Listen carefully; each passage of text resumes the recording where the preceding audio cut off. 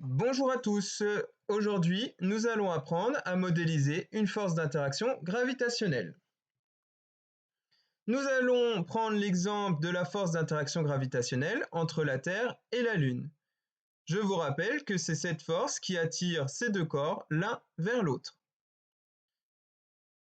Pour faire cet exercice, je vais avoir besoin de représenter le centre de gravité de mes deux corps. Donc je vais prendre le point A pour le centre de gravité de la Terre et le point B pour le centre de gravité de la Lune.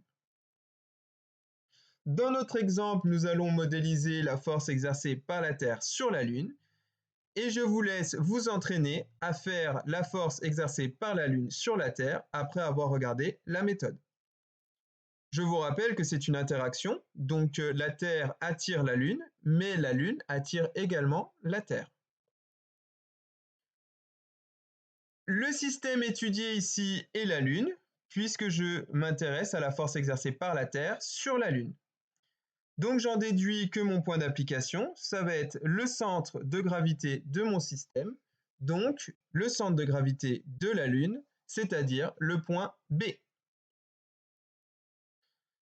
Pour trouver la direction de ma force, ici, je sais que lorsque j'ai une interaction gravitationnelle, la direction est donnée par la droite passant par les deux centres de gravité.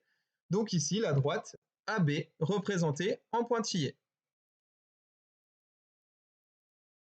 La Lune va être attirée vers la Terre, ce qui nous donne le sens de notre force. Il nous reste alors à connaître l'intensité pour trouver la longueur de ma flèche. Pour calculer l'intensité, je vous renvoie à la vidéo sur ce calcul. Ici, on a trouvé 2 fois 10 puissance 20 newtons.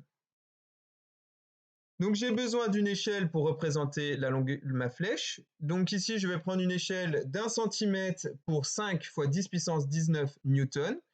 Je fais mon tableau de proportionnalité afin de retrouver la longueur de ma flèche à l'aide d'un produit en croix. Et ici, je trouve que ma flèche aura une longueur de 4 cm. Il me reste à représenter cette flèche sur mon schéma.